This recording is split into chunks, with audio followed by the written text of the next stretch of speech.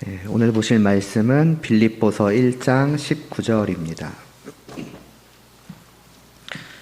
빌립보서 1장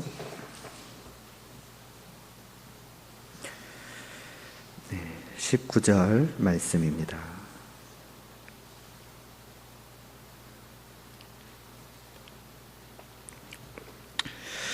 함께 19절 한 절 봉독하시겠습니다. 이것이 너희의 간구와 예수 그리스도의 성령의 도우심으로 나를 구원에 이르게 할 줄 아는 고로. 아멘. 지난 시간에는 개인적으로는 어떤 반전이라는 표현을 쓰면서 바울이 그 감옥에 갇혔던, 그러니까 다른 사람이 봤을 때는 마치 이렇게 추락하는 것 같고 뭔가 좌절되는 것 같고 그러한 일이 사실은 복음의 진전으로 변화되어 나타나는 것에 대한 말씀을 보았습니다. 근데 거기에 또 반전이 있었으니, 그러니까 모두가 순수한 마음으로 바울을 보고서 용기를 얻고 나도 주님을 사랑하는 마음으로, 나도 저 바울을 사랑하는 마음으로 복음을 전해야지라고 하면 얼마나 좋았겠습니다마는, 물론 그런 사람도 있었습니다마는 또 그 가운데에는 바울을 시기하고 질투하고 괴롭게 하고자 그렇게 또 복음을 나서서 전하는, 말하자면은 바울의 지위이죠. 바울이 누리던 영광이죠. 그들이 바라봤을 때는 교회 안에서의 그런 위치들을 그런 식으로 바라보았고, 내가 저 자리를 차지하고, 내가 저 자리를 차지하면은 지금까지 그것을 누리고 있던 바울이 얼마나 안타까워하고 이를 갈고 이럴까, 어떤 그런 심정으로 복음을 전하던 사람들도 있었지요. 근데 거기에 또 반전이 있으니, 바울은 그러한 사람들이 있음을 알고 그들의 그러한 마음도 알았음에도 전혀 신경 쓰지 않았고 오히려 기뻐하였다는 거죠. 왜냐하면은 어찌되었든 저들이 결국 주님의 일을 하는 것이고 저들을 통해서 주님의 복음이 전해지는 건 아니냐. 그렇다면 나는 내가 어떻게 되든 상관없다. 주님이 저들로 인해서 복음이 전파되고 주님이 전파된다면은 나는 그것으로 기뻐한다. 이게 이제 지난 시간까지 바울의 말씀이었죠. 그리고 이어지는 오늘 말씀에서 사도 바울은 자신이 또 기뻐하는 이유에 대해서 말씀을 합니다. 사실 오늘 말씀만 보면은 갑자기 기뻐한다는 얘기가 왜 또 나오나 싶지만은, 이제 18절, 지난 시간에 보았던 18절 마지막에 나는 기뻐하고 또한 기뻐하리라고 한글 성경으로 번역을 하고 있어서 바울이 정말 기뻐하고 있구나라고 하는 것을 두 번씩이나 반복해서 기뻐하고 기뻐하니까 라고 그렇게 표현하는 것처럼 보이지만은 사실 이게 둘로 이렇게 나누어진 문장입니다. 나는 기뻐한다, 그리고 또한 나는 기뻐한다 라고요. 그러니까 바울은 여기서 자신이 감옥에 갇힌 일로 인해서 두 가지 이유로 기뻐하고 있음을 사실은 알리고 있는 것입니다. 먼저는 지난 시간에 보았던 것처럼 전파되는 것은 그리스도이기 때문에 나는 기뻐한다라고 한 것이고, 그리고 그 뒤에 또한 기뻐하리라는 말씀은 오늘 본문 19절과 연결이 되어서, 그리고 나는 또 기뻐하는데 그 이유는 지금 보고 있는 19절과 같다는 것입니다. 그래서 사실 19절에 원문을 보면은 제일 앞에 왜냐하면이 들어가 있습니다. 그래서 이걸 연결해서 오늘 본문 18절 마지막의 마지막과 오늘 본문을 연결해서 말씀을 드려보면 이렇습니다. 그리고 또한 나는 기뻐하리라. 왜냐하면 이것이 너희의 간구와 예수 그리스도의 성령의 도우심으로 나를 구원에 이르게 할 줄을 알기 때문이다 라는 그런 말씀이 되겠습니다. 왜 바울은 감옥에 갇혀 있음에도 불구하고 또한 기뻐한다라고 말을 할 수 있는 것입니까? 19절에서 말씀하는 이것은 다른 게 아니겠죠. 감옥에 갇혀 있는 이 일에 대해서 말씀을 하고 있는 것입니다. 즉, 감옥에 갇힌 이 일이 자기를 구원으로 이끌 것을 알기에 바울은 기뻐한다라고 지금 말씀을 하고 있는 것이지요. 투기와 분쟁으로 그리스도를 전파하던 사람들, 바울의 매임에 괴로움을 더하게 하기 위해서 그리스도를 전파하던 사람들은 앞서 잠깐 말씀드렸던 것처럼 바울이 감옥에 갇힌 일을 모든 것을 상실하고 좀 추락하는 것으로 생각을 하였을 것입니다. 그가 교회 공동체 안에서 누리던 명성, 지위, 권세, 영광, 물론 다시 말씀드리지만 이거 순전히 저들의 관점으로 볼 때 그런 것이지요. 그러니까 그런 것들이 죄수가 되어서 감옥에 들어간 일로 인해서 다 상실해 버린 것이고, 그는 말하자면 그 높은 곳에서 추락한 자가 된 것이고, 자기들이 이렇게 나아가 복음을 전하는 일로 인해서 더 그렇게 될 거라고 생각하였고, 그것이 바울을 괴롭게 할 것이라고 생각을 하였습니다.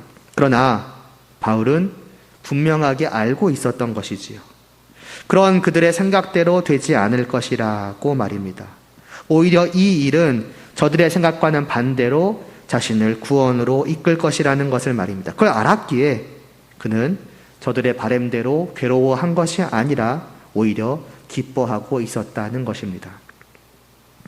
그렇다면 여기서 말하는 구원이라는 건 무엇일까요? 두 가지로 생각을 해볼 수 있을 것 같습니다. 하나는 이 지금의 상황과 직접적으로 관련된 구원으로, 그리고 다른 하나는 어찌 보면 지금의 상황과는 직접 관계없어 보이는, 뜬금없이 지금 여기서 이 얘기가 왜 나와 싶은 그런 구원으로 말입니다.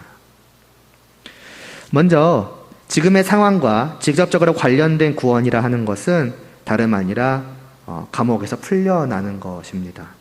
죄수의 신분에서, 감옥의 고통에서, 그리고 혹 당할 수도 있는 그 사형으로부터 구원을 받게 되는 것, 즉 감옥에서 해방되는 것을 이제 구원이라 표현하고 있는 것이지요. 물론 그 바울을 시기하고 질투하고 하였던 자들이 그래도 주님 안에 있는 자요, 비록 바울을 인간적인 이유로 시기하고 질투할지언정 그럼에도 주님 안에서 형제라고 할 수 있는 자들이었다면은 저들이 바울이 사형을 당하는 것까지 바라지는 않았을 것이라 생각이 되지만은, 그럼에도 바울이 이러한 상황에 계속 놓여 있으면서 치욕을 당하고, 어쩌면 그러다 보면 차차 교회 안에서도 이제 바울에 대한 의심이나 불신이나 어쩌면 비난 같은 것도 커져가기를 바랬을 것입니다. 많은 성도들이 처음에야 바울이 주님의 사도로서 고난을 당하고 있겠구나 라고 생각을 하더라도, 이런 상황이 계속됨에 따라서 차차 정말 주님의 사도고 정말로 저가 주님의 일을 하고 있는 것이라면 왜 계속 감옥에서 갇혀 있는 거지? 왜 주님이 자신의 종이 그 맡긴 일을 온전히 감당하지 못한 상황에 계속 두시는 것이지? 혹시 바울이 사도가 아니었던 것은 아닐까? 주님께서 저 사람을 부르신 적이 없고 보내신 적이 없는 것이 아니야? 그러니까 그냥 저렇게 내버려 두시는 거 아니야? 이런 식으로 생각이 바뀌고, 그래서 결국에는 그를 믿고 따르며 그를 사랑함으로 복음을 전하기 시작하였던 이들도 의심과 불신의 눈초리를 보내기 시작하는 거, 이런 것을 기대하였을 것이란 말이지요. 오늘날에도 성도가 당하는 고난을 주님께서 그에게 내리시는 어떤 벌과 연관시켜 바라보는 일은 드문 일은 아닐 것입니다. 주님께서 그런 벌을 내리실 만한 이유가 있었겠지, 무언가 신앙생활에 소홀함이 있었겠지라던가, 겉으로 볼 때는 다 괜찮아 보였고 신앙생활도 잘하는 것 같았고 믿음도 정말 좋은 것 같아 보였지만은 결국 뭔가 문제가 있었던 거야. 우리는 알 수 없지만 주님께서는 알고 계셨던 거야. 저 사람도 결국에는 그런 사람이었나 봐 라는 식으로, 심지어는 우리가 알 수 없는 확실하지도 않은 일을 가지고서 정말 그런 것 마냥 그 사람을 평가해버리고 폄하해버리고 뒤에서 수군거리고 하는 일도 얼마든지 일어날 수 있는 일일 것입니다. 더욱이 비록 교회 아니라고 하나 그 사람을 시기하고 질투하고 해왔던 사람이라면 더더욱 그런 것을 기회로 삼아서 말을 퍼뜨리기 시작하겠지요. 그러나 모든 고난이 다 죄에 대한 벌은 아닌 것이지요.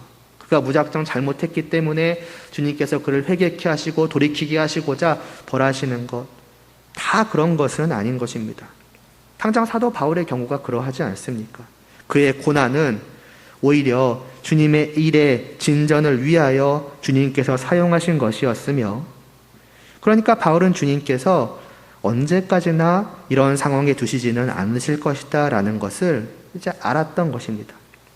이 일을 오히려 그의 구원으로, 그러니까 이 모든 상황에서 벗어나게 하시며 이를 통해 어떻게 보면 자신의 그 무죄함을 모두 앞에서 다시 보여주시며 그리고 자신을 계속해서 사용하셔서 복음을 진전시키고자 하시는 그 주님의 뜻을 이루어 가실 것을 확신하였으며, 그래서 저들이 생각하는 것처럼 자기가 계속해서 말하지만 더 추락하고 더 수치를 당하고 그럴 것이 아니라는 것을 이제 알았던 것입니다. 그래서 비록 저들이 지금의 상황을 두고 어찌 보면 자신의 더 안 좋은 미래를 바라보며 조롱할지라도 흔들림 없이 나는 그렇게 되지 않을 거야 라는 어떤 그런 흔들림 없는 기쁨을 가질 수 있었다는 것이지요. 우리는 이러한 바울의 모습을 통해서 성도가 고난 속에서 어떤 자세와 태도를 가져야 하는지 혹은 가질 수 있는지를 알아야 할 것입니다. 분명 때로 고난은 주님을 멀리 떠나 있던 우리의 죄악된 삶을 돌아보게 하시며 우리로 다시 주님께로 돌아오게 하시고 그분 앞에 엎드려 눈물 흘리며 겸비케 만들기 위함이기도 하지만, 때로 고난은 바울에게 주어진 것과 같은 경우도 있는 것입니다.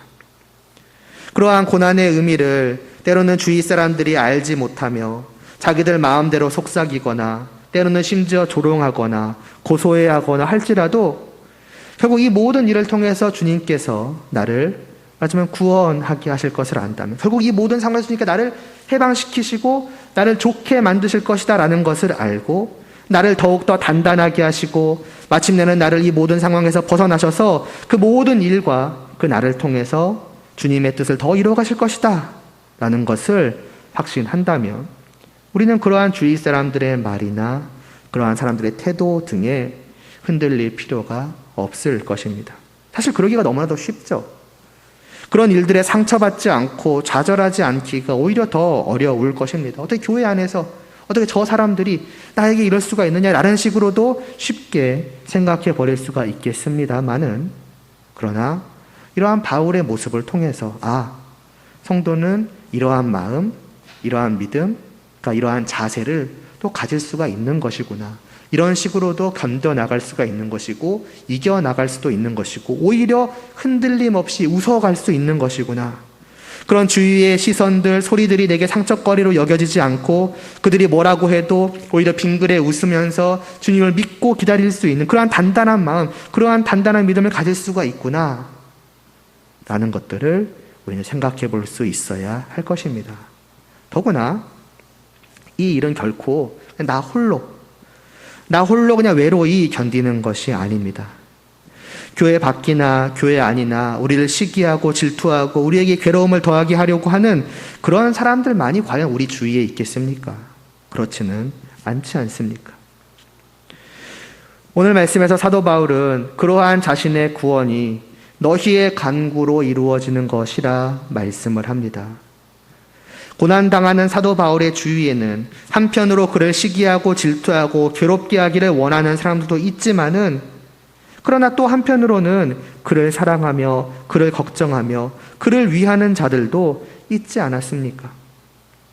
그리고 그러한 성도들은 이러한 고난 속에 있는 바울을 위해서 지금까지도 기도해왔고 또 지금도 또 앞으로도 계속해서 기도할 것입니다. 그리고 그러한 성도들의 기도를 주님께서 외면하시겠습니까? 외면치 않으시고 그 기도를 들어주실 것 아니겠습니까?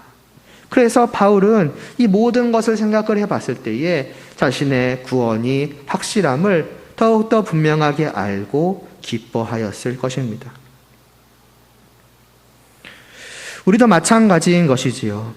우리 주위에 다 우리를 시기하고 질투하고 속으로 미워하고 앞에서는 웃어도 뒤에서는 어떻게 보면 저 사람이 제가 빨리 괴롭게 되길 원하는데 라는 어떤 그런 사람들만 있겠습니까? 교회 안에 다 내가 언제 추락하는지를 지켜보고 고난을 당하게 되었을 때 드디어 되었구나, 드디어 저 사람도 당하게 되는구나 라고 뛸 듯이 기뻐하며 그것을 기회로 삼아서 말이나 행동으로 나를 괴롭게 하려는 그러한 사람들만 있겠습니까? 오히려 더 많은 성도들, 주님 안에서 한 형제 자매 되어서 정말 나를 정말 어떤 가족보다 더 사랑하는 분들이 훨씬 더 많을 것이며, 그들은 내가 고난을 당하게 되었다는 것을 알게 되었을 그때부터 정말 그 고난으로부터 주님께서 속히 나를 구원하여 주시기를 그냥 간구하는 그러한 분들, 그러한 분들이 드러나게나 드러나지 않게나 정말로 많이 있을 것입니다.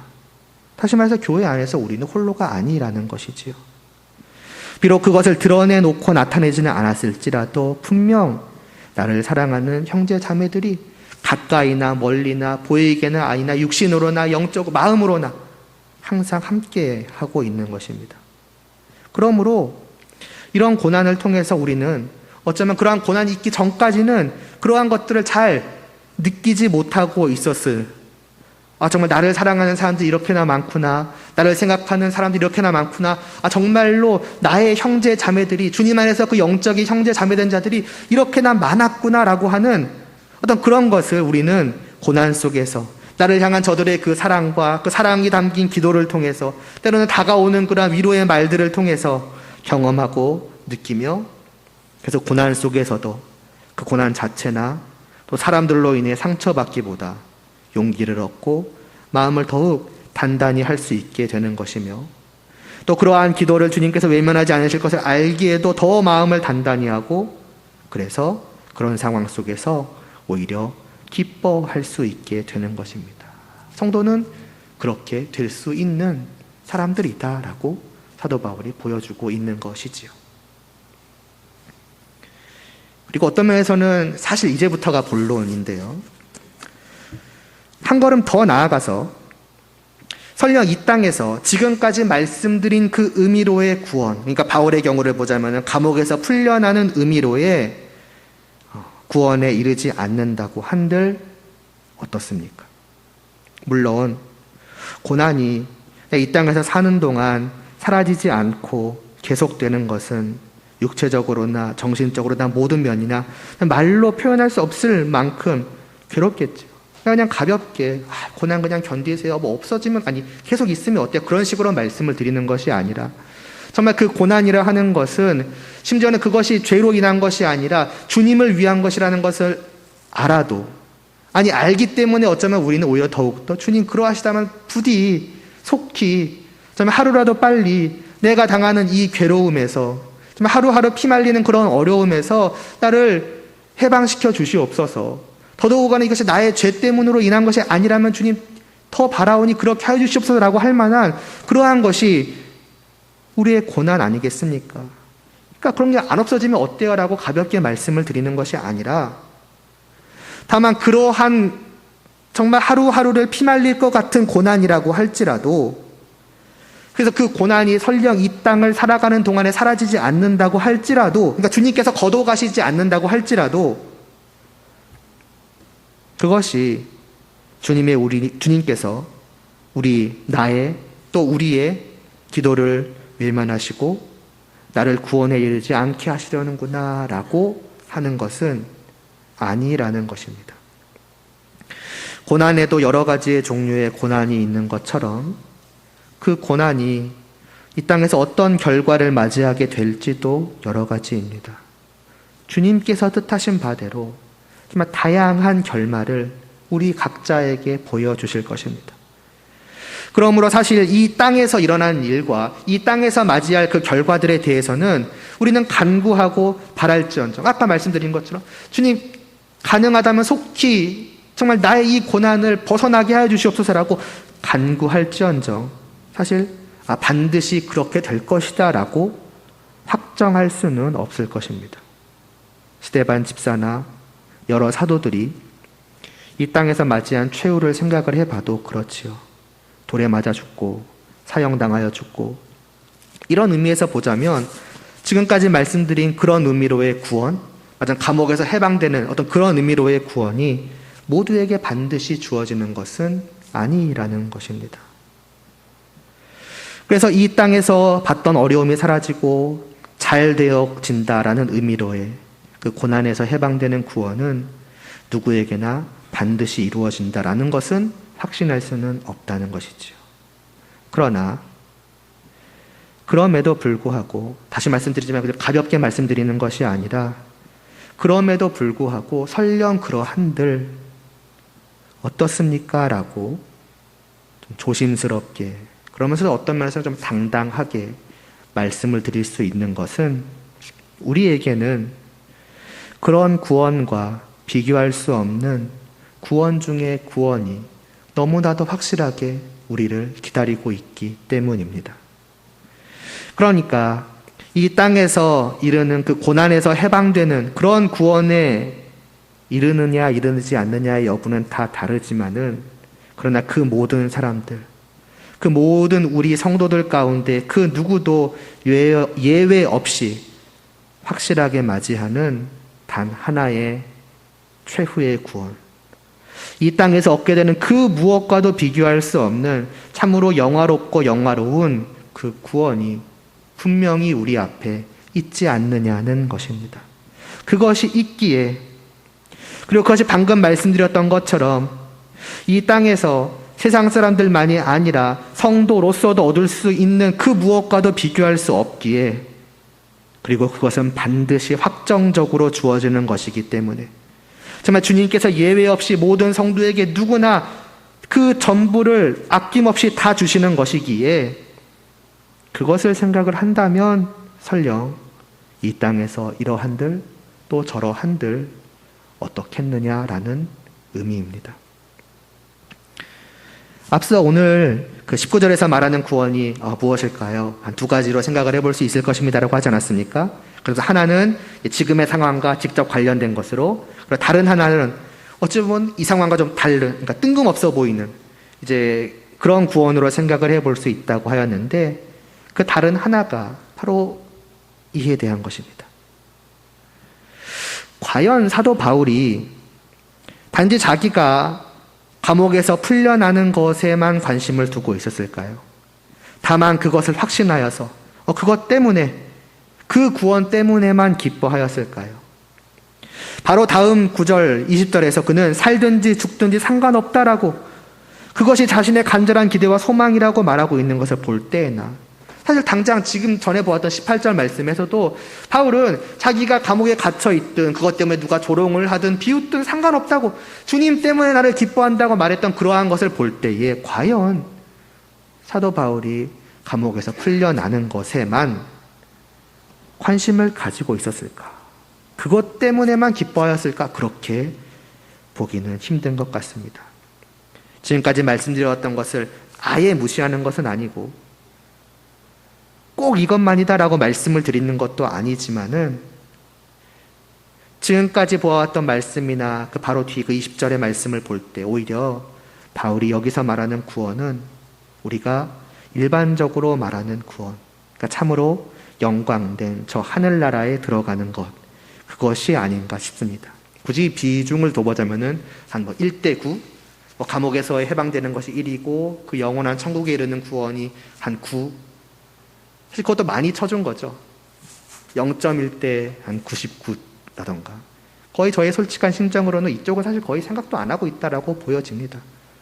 바울의 초점은 오직 저 하늘나라에 다루는 그 구원을 말하고 있는 것이 아닐까, 그것 때문에 기뻐하고 있다고 말씀하고 있는 것이 아닐까 싶습니다. 그렇지 않겠습니까?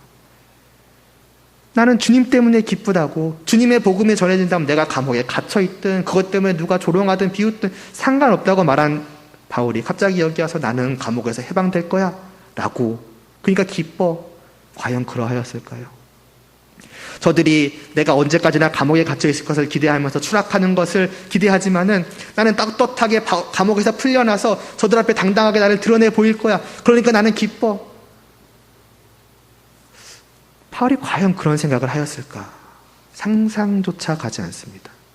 거꾸로 생각을 해보면은 바울이 만일 주님께서 그를 이 감옥 안에 결국 마지막까지 두신다면은 바울은 실망하고 슬퍼하였을까요? 주님을 원망하였을까요? 그럴 것 같지 않다는 것입니다. 도무지 바울의 그 관심이 그 자기 자신에게 있었을 것 같지 않다는 것이죠. 그 자기의 그 감옥에서의 고난이 아무리 괴롭고 힘들지라도 여기서 풀려나기만을 손꼽아 기다리며 반드시 풀려날 거야. 저들이 기도하니까, 주님께서 날 도우시니까 그렇게 될 거야. 그러니까 나는 확신하고 그래서 기뻐해. 라고 하실 것 같지는 않은 것이지요. 즉, 비록 자신이 감옥에 갇혀서 사람들이 볼 때는 모든 영화를 다 잃어버리고 가장 수치스러운 낮은 자리로 내려온 것처럼 보일지라도 사실 가장 영화로운 것, 그냥 단순히 감옥에 풀려나 자유의 신분은 그 정도의 영화를 말하는 것이 아니라 정말 이 땅에서 가장 영화로운 자리보다 또 더 영화롭고 영화로운 저 하늘나라에 올라가게 되는 그 구원은 조금도 흔들림이 없으며 주님께서, 그 주님의 성령께서 자신을 도우셔서 반드시 그렇게 하실 것이기 때문에 여기서도 나는 여전히 흔들림 없이 기뻐하고 있다라고 사도 바울은 말씀하고도 있는 것 같습니다. 아니, 그냥 이것만을 사실은 제 개인적으로는 말씀하고 있는 것 같습니다. 자기를 시기하는 자들이 자기가 아무리 추락했다고 모든 것을 잃어버렸다고 조롱하고 비웃은들 뭔 상관입니까? 또 겉으로 볼 때에 실제로 자기가 정말 그러한 것처럼 보일지라도 무슨 상관입니까? 또 설령 주님께서 이 땅에서 살아가는 마지막 날까지 자기를 이 초라하고 괴로운 곳에 두신다 한들 무슨 상관입니까? 자기는 이미 저 영화로운 하늘나라로 주님께서 부르셨고 이미 그곳을 향해서 나아가고 있으며 그리고 마침내는 주님께서, 주님의 성령께서 반드시 자기를 그곳까지 데리고 가사 가장 영화롭고 가장 영광된 자가 되게 하실 것인데요. 나쁜 비유일 수도 있는데요. 새벽 예배 때도 한번 했던 비유인데 수백억을 감춰두고 감옥에 가 있는 사람이 있다면은 감옥에서의 나날은 그렇게 괴롭지 않을 것입니다. 많은 사람들이 자기가 갇힌 꼴을 보고 비웃고 조롱하여도 자기는 알고 있는 것 아닙니까? 내가 이 죄수 생활을 마치고 나아가면은 어떻게 될지, 무엇이 자기를 기다리고 있을지, 그 수백억이 기다리고 있다는 것을 안다면 그걸 알기 때문에 누가 뭐라고 하든 말든 또 이 상황이 얼마나 지속되든 말든 그 구원에 이를 것이 확실하기에 태연하게 웃고 기뻐하고 있을 수 있지 않겠습니까? 바울도 그런 거죠. 다만 그것이 이 땅에서의 감옥을 나가는 것보다 더 육신의 죽음을 맞이하여 이 죄악된 세상을 떠나서 누리는 가장 영광스러운 그것이지요. 그리고 그것은 다시 말씀드리지만 너무나도 확실한 것입니다. 이러한 상황이, 이러한 고난이 지속되므로 내가 주님을 부인할까? 내가 결국 믿음을 저버릴까? 그래서 여태껏 나는 저 하늘을 향한 길을 걸어왔지만은 결국에는 이 고난으로 말미암아 이 고난이 나를 꺾고 거기에 도달하지 못하게 만들까? 그런 일은 결코 일어나지 않을 것이기 때문입니다. 성도들의 기도와 무엇보다 그 기도를 들으시는 주님의 성령께서 자기를 도우셔서 그 길을 끝까지 걸어가게 하시며 그 믿음을 어떤 상황 속에서 결코 저버리지 않고 끝까지 가지고 가게 하셔서 마침내 그 영화로운 나라에, 그 하늘에 다다르게 하실 것이 너무나도 분명하기 때문입니다. 정말로 우리가 성도라면은 그래서 저 하늘나라를 사모하며 속히 거기에 다다르기를 무엇보다 간절히 기다리는 자라면은 그런 우리가 가질 어떤 가장 큰 그리고 유일한 고민거리는 무엇이겠습니까? 과연 거기에 내가 갈 수 있겠는가 하는 것일 겁니다. 왜냐하면은 나를 잘 알기 때문이죠. 내 연약함, 내 어떤 여전히 죄악됨을 아는 나로서는 심지어는 오늘 하루의 삶을 돌아볼 때 내가 과연 저 나라를 향해서 조금이라도 걸어갔는가? 오히려 저 나라는 신경도 쓰지 않고 그냥 이리저리 갔던 나의 삶이라는 걸 되돌아본다면은 과연 내가 저 나라에 도달하는 것이 확실한가라는, 과연 갈 수 있을까라는 그러한 어떤 염려, 그런 의심, 불안이 끊임없이 우리를 말하자면 잡고도 남을 것입니다. 그러니까 나로서는 하나님께서 주신 이 믿음을 끝까지 놓지 않고 갈 자신이 없는 거죠. 심지어 평안한 나날이 계속되는 것이 아니라 고난 가운데 있게 된다면 더더욱 그러할 것입니다. 그러나 그러한 나 이미 분명함에도 불구하고 그러한 나의 마지막이 전혀 흔들림 없이 너무나도 확실한 것은, 나뿐만이 아니라 모든 성도의 마지막이 너무나도 확실한 것은, 즉 누구 하나 주님의 나라를 향한 그 길에서 벗어나는 일 없이, 또 중간에 그대로 넘어지고 끝나버리거나 포기하여 도달하지 못하는 일 없이 반드시 그 나라에 들어가게 될 것은, 우리는 그 길을 우리의 힘으로 홀로 걸어가는 것이 아니기 때문입니다. 내 힘으로 그곳까지 도달해야만, 말하자면 주신 믿음을 이렇게 붙들고 거기까지 끝까지 지키고 가야만 들어갈 수 있는 것이 아니기 때문입니다. 우리의 곁에는 앞서 말씀드린 그런 나를 위해서 기도하는 수많은 형제 자매들이 함께 하고 있으며, 그리고 무엇보다 그들의 기도를 언제나 들으시며 그들로부터 잠시도 눈과 귀를 떼지 않으시며, 물론 나도 포함되죠. 늘 함께 하시고 동행하시며 나를 붙들고 이끌어 주시며, 넘어지면 다시 일으켜 세워주시고 다른 길로 갈라 싶으면 다시 이 길로 데리고 와주시는 주님의 성령께서 나와 함께, 아니 내 안에 계시기 때문입니다. 우리가 믿음을 가졌다는 사실이 그걸 증거하지 않습니까? 우리의 믿음은 우리가 만들어낸 것이 아니지요. 죽은 내 안에 성령님께서 오셔서 나를 살리시고 내게 믿음을 주셨기에 우리는 믿음을 갖게 된 것 아니겠습니까? 내가 믿음을 가졌다는 사실 자체가 내 안에 성령님께서 계시다는 것이고, 성령님께서 나를 떠나실 리가 없지 않습니까? 그렇다면 그분께서 나를 결코 놓지 않으실 수밖에 없는 것이지요. 그래서 무엇도 우리를 막을 수가 없는 것입니다. 그 어떤 고난도 나를 방해할 수가 없는 것입니다. 내가 그 길로 가는 것을 막을 수가 없는 것입니다. 고난뿐이겠습니까? 로마서 8장은 이렇게 말씀하지 않습니까? 누가 우리를 그리스도의 사랑에서 끊으리요? 환난이나 공고나 박해나 기근이나 척신이나 위험이나 칼이랴. 기록된 바 우리가 종일 주를 위하여 죽임을 당하게 되며 도살당할 양같이 여김을 받았나이다 함과 같으니라. 그러나 이 모든 일에 우리를 사랑하시는 이로 말미암아 우리가 넉넉히 이기느니라. 내가 확신하노니 사망이나 생명이나 천사들이나 권세자들이나 현재일이나 장래일이나 능력이나 높음이나 깊음이나 다른 어떤 피조물이라도 우리를 우리 주 그리스도 예수 안에 있는 하나님의 사랑에서 끊을 수 없으리라고 말입니다. 심지어는 나도 끊을 수 없는 거예요. 나도 벗어날 수 없는 거죠. 내가 떠나야지 그렇게 해서 떠날 수 있는 것.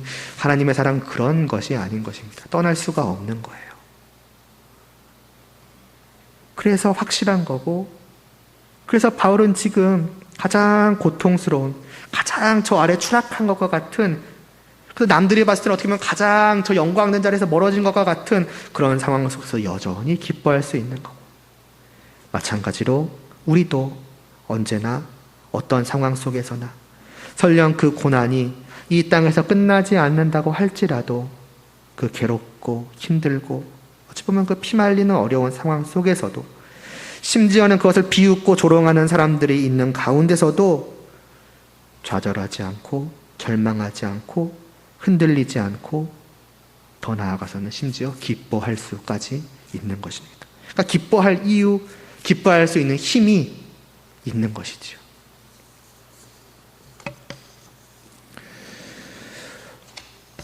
이런 의미로의 구원은 좀 뜬금없을 수 있다고 말씀드렸잖아요. 사실 지금 이 말씀의 맥락에서 나올 만한 것은 아닙니다. 왜냐하면 바울의 적들은 지금 바울이 감옥에 갇힌 상황을 두고서 말하자면 비웃고 조롱하고 있잖아요.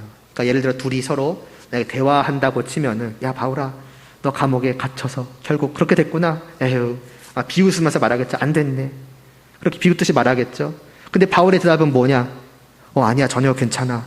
나는 오히려 기뻐. 왜냐하면 주님께서 나를 저 하나님의 나라로 이끌 것이 너무도 확실하거든. 이 대화가 뭔가 좀 어긋나 있다는 것이 느껴지시나요? 만약 이런 대답을 저들이 들었다면은 벙쩡하면서 다시 말할 것입니다. 좀 뭔 소리 하냐고. 좀 내가 감옥에 갇혀 있는 이 상황을 가지고 괴롭다 아니다를 말해야지. 왜 갑자기 구원 이야기가 나오냐고. 그렇지 않겠습니까? 정상적으로 보자면, 일반적으로 보자면 사실 지금은 그런 얘기가 할 때가 아닌 거예요. 지금 주제, 지금의 초점은 그게 아닌 거잖아요. 그러니까 이야기의 흐름으로 보면 뜬금없을 수 있는 거예요. 저도 처음에 이 말씀을 볼 때 그렇게 생각했습니다. 앞뒤 맥락이 안 맞는 거예요. 갑자기 감옥 얘기하다가 왜 그 영원한 구원 이야기가 나오는 거지? 차라리 감옥에서 해방되는 이야기를 하면 이해라도 되죠. 근데 갑자기 천국에 대한 이야기가 왜 나올까? 왜 갑자기 그것 때문에 기쁘다고 말하는 거지?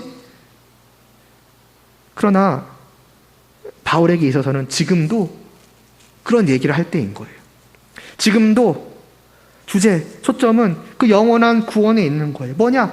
언제나 거기를 바라보고 있는 거예요. 언제나 거기에 자신의 모든 관심이 쏠려 있는 거예요. 조금 다르게 말하면은 지금도 바울은 자기의 안위에 관심이 있는 게 아니라 오직 그리스도 예수에게만 꽂혀 있는 것이죠. 그러니 서로 대화가 되겠습니까? 안 되는 거예요. 그러니까 저들의 말이 바울에게 상처가 될 수가 없는 거예요. 저들의 말이 바울을 괴롭게 할 수가 없죠. 그래서 바울은 오히려 지금도 기뻐하고 있다는 것입니다. 지난번에도 말씀드렸지만은 사실 성도란 이런 사람들이라는 것입니다.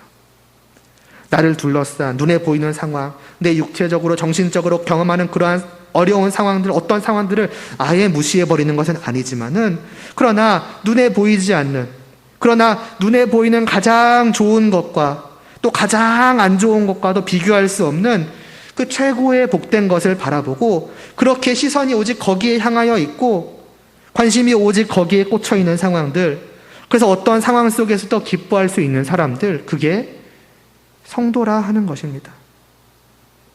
그리고 성도가 바라보는 그곳은 그럴 만한 곳이고요. 그래서 이러한 사도 바울이 로마서 8장 17, 18절에서 하는 말씀이 이것입니다. 이걸 읽고 제가 마치겠습니다.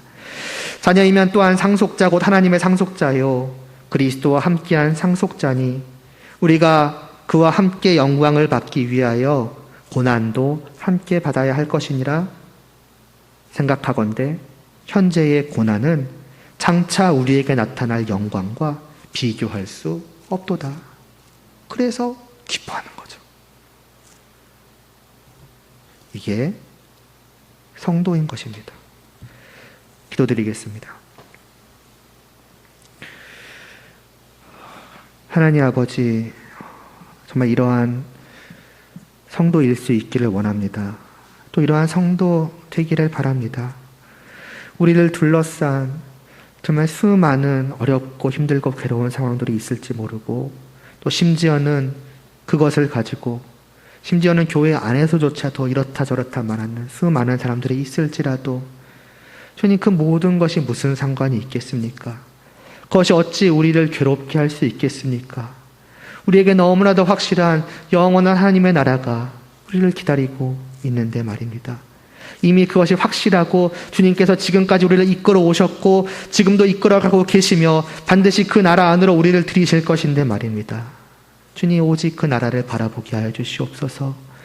그 어떠한 즐거움도 그 어떠한 고난과도 비교조차 할 수 없는 그 영광된 그 나라를, 그 나라의 영광됨을, 그 복됨을 우리가 늘 마음에 품게 하시고 간절히 사모하게 하시고 거기를 바라보게 하시고 그것이 주어질 것을, 아니 이미 주어졌음을 믿음으로 확신함으로 모든 상황 속에서도 또 어떠한 사람들 속에서도 흔들림 없이 기뻐하고 또 기뻐할 수 있는 그러한 복된 성도들 되게 하여 주시옵시고 이 한 주도 그러한 기쁨으로 가득 찬 삶을 살아가는 저희들 모두가 되게 하여 주시옵소서.